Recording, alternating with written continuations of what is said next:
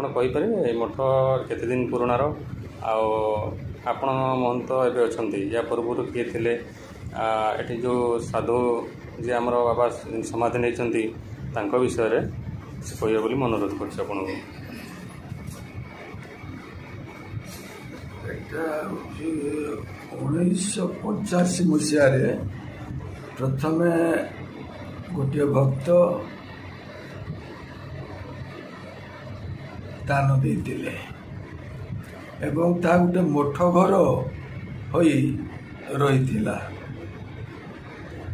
ସବୁ ଭକ୍ତ ଗୁଡ଼ାକ ଏଠାକୁ ଆସିକି ସେମାନେ ଗୋଷ୍ଠୀ କରୁଥିଲେ।